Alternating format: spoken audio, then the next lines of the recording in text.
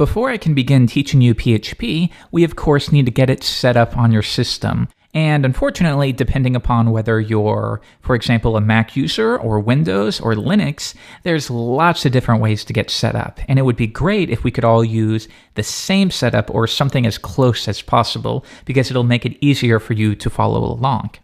Now, first, if you're a Mac user, you may be surprised to find that PHP comes pre-installed on the Mac. If I bring up the terminal and I run php-v, which stands for PHP version, you very well might get something that says PHP 5.3.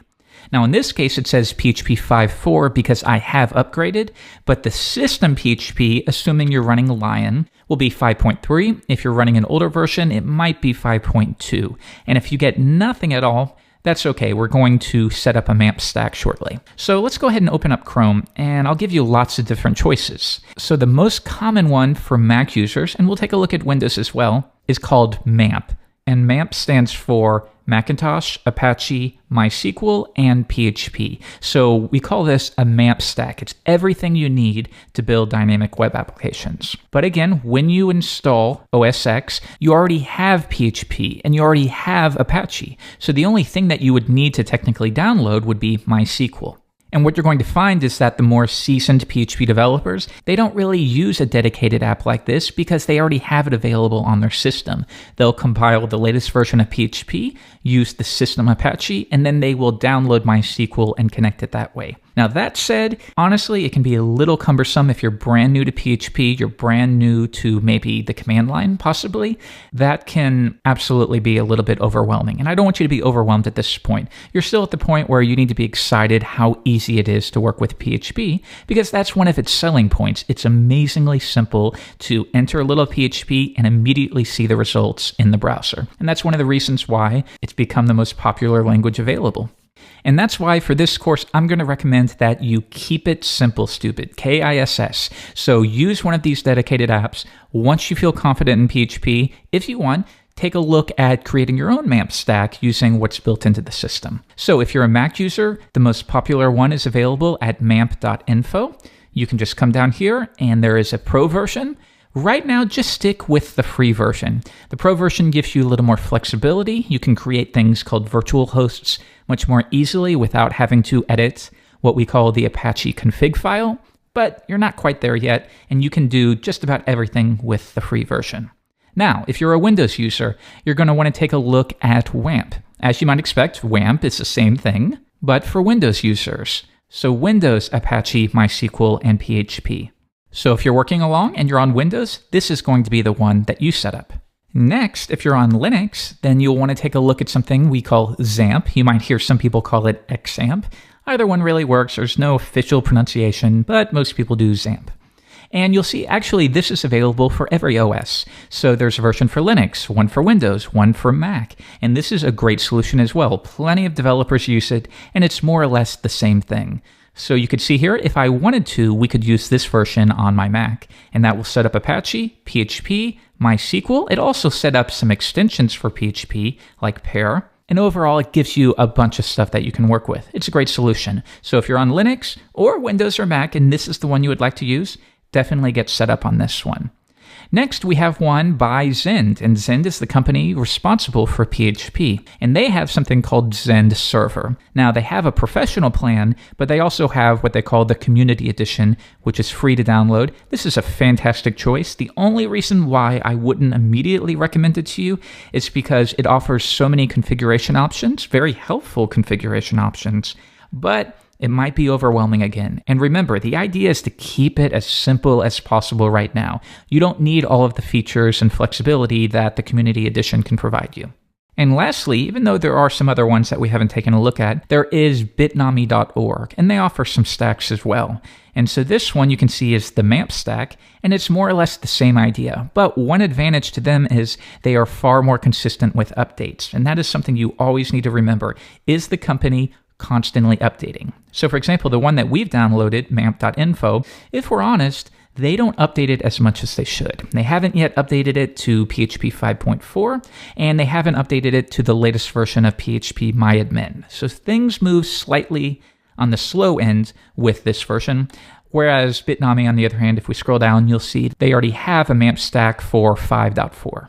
Nonetheless, we're going to be using mamp.info, if only because it's so ubiquitous in the PHP community. And the final one that I'll show you is specifically for Mac users. If you want to get up and running with PHP 5.4 and you want to learn all of the new features, but you can't seem to figure out how to compile PHP, this offers it as a binary package. So it's not going to set up anything else. It's not going to set up MySQL or Apache for you, but it does give you a one-click solution for setting up PHP 5.4, and it comes as a binary. Okay, so now you've downloaded the apps, you've installed them. I'm going to go ahead and install MAMP on my system. Now I do want you to note, again, if I run PHPV, I already have 5.4 because I've compiled PHP from scratch. But that's okay because I can still install MAMP because it keeps it all contained within a single folder. So I'm going to run through this installation quickly. And there we go. That should take just about a minute to install. Next, it will have been installed to my applications folder, or I can use a tool like Alfred to bring it up. Now, you'll get this notification that actually, when you downloaded it, they go ahead and download MAMP Pro for you as well. But we just want to use the free version right now, though if you want to take a look at the Pro version, you get a free 30-day trial. So now, once we start it up, we're going to be taken to this page. And I'll go ahead and delete these other tabs for the time being. But before we take a look at this, let's close it out, and I want to show you what you get when you start up MAMP. So the first thing you see is it sets up the Apache server, it sets up MySQL, those are already running. See how it's a one-click solution. But if I go back to the terminal and I run php-v, it's still going to show me 5.4, and that's because I'm still running the system PHP. So remember, just installing this isn't going to give you access to the MAMP apps version of PHP unless you set it up that way. But we'll take a look at that shortly. We're going to come back, and now if we take a look at preferences, let's take a look at Start Stop. So start servers when starting MAMP, that's automatically enabled. Check for MAMP Pro when starting MAMP. For now, I'm going to deselect that. And next, we have this start page, and that will be the page that immediately runs when you start up MAMP. Okay. Next, we have our ports. I don't want you to be concerned about this. Again, it can be a little overwhelming at first. The defaults are fine for now.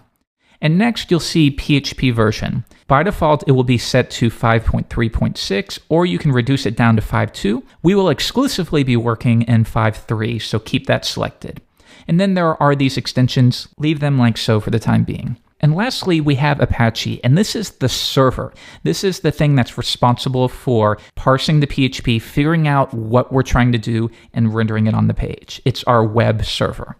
Now, for Apache to work, we need to set up a document root. And this is simply a way of saying, this is where all of my PHP applications or websites, anything that we're running PHP in, where are we going to store it? So you'll see by default, it's stored within /applications/mamp/htdocs. Now, if we want to take a look at that, let's go into Applications. Scroll down, you'll see we have MAMP here. htdocs, this is our document root. So whenever you want to set up a PHP website or test PHP, you're going to put your folders or files within this folder. And it'll be something similar for Windows users as well. Just take a look at what the document root is set to there. But what's nice is you can change this if you need to, but we're not going to. And now we can come back to the web browser and take a look at what we see here. So first, it's letting us know, okay, good job, you're up and running. We can run PHP info, and PHP info is a function, PHP info, one word. And what that will do is spit out everything related to your installation of PHP. So you can see where your configuration file for PHP is, and that's called php.ini. Mostly, you don't need to worry about this too much yet. You will get to the point where you refer to it frequently when determining whether you can use, for example, MySQL Improved or PDO, some of these things that may not immediately be installed. But as you get better, you'll get to a point where you refer to this every once in a while if you need to make sure you have the right extension installed. Next, we have this PHP MyAdmin web application. And this is a custom application that makes it easy for you to work with a MySQL database. And we're going to be doing that a lot in this course, but we're not quite there yet. Just know that it's available. And of course, if I go back to start, we can see some other helpful things, such as if we want to connect to our database, this will let us know, okay, what is the host, what is the user, what is the password. And that's about it. And that's why MAMP is so popular, because it is quite literally a one-click installation. And the same thing is going to be true for you Windows users with WAMP. So it wouldn't be an installation if I didn't show you how to actually get something on the page. So let's finish up this video by echoing the obligatory hello world. So I'm going to close this out for the time being. And if we go back to Applications, into MAMP, now I don't want to have to do these steps every single time. So I'm going to create an alias by right-clicking, choosing Make Alias, and I'll call it Sites. Now I can take this and drag it into my desktop. And looks like I have to rename it one more time. But now, whenever I click on it, I immediately am directed to the htdocs folder, as you can see. All right, so now let's just for the time being drag this into my code editor of choice. I'm going to assume that you have one set up, whether you're using Notepad++ or TextMate or Coda, or in my case, I prefer Sublime Text. So I will right-click, choose New File, and we're going to create an index, and you're probably used to HTML. That's for rendering static HTML, but we want a dynamic website. That's the whole point of PHP. That gives us the flexibility to have conditions. If this, then do that. Otherwise, do this. If the user wants to view this category, then pull in those records from the database. Or if they want to view items from that category, then respond in that way. That's the whole point of PHP. So I'm going to change it to a PHP extension. And that way, when Apache comes across it, and it sees things between these marks right here, PHP, it knows, all right, we have some PHP here. I need to parse that and render it on the page. So for now, within here, we're going to use your first command, which is called echo. And you can think of this as print. In fact, there is a print command that you can run. You can use them interchangeably, but it's more traditional, for whatever reason, to use echo. And we're going to echo hello world. For now, ignore the syntax and let's make sure it works. So you might think that we could just open a browser. I can go to File, Open File, and we can go to Applications, MAMP, htdocs, index.php.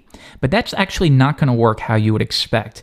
Notice in this case, it actually downloaded the file, and that's certainly not what we want. We need to run this through our Apache server. So once again, let's go back to MAMP, and I'm going to hit Open Start Page. And I want you to note that it starts with localhost : and then the port, which is 8888. And that represents our document root. So for example, if I delete that and run it, we will get hello world, because by default, Apache is set up where if it does not find any file or a folder is requested, it knows, okay, I need to run index.php. And settings like that are stored within an Apache config file. And so what you'll see is if I explicitly write index.php, we get that as well. So now remember, when you want to run PHP, you don't just browse to the file. You actually have to run it through the Apache server. But now, in very little time at all, you're set up with your own MAMP or WAMP or LAMP stack on your computer, and now we can actually dig into the PHP language.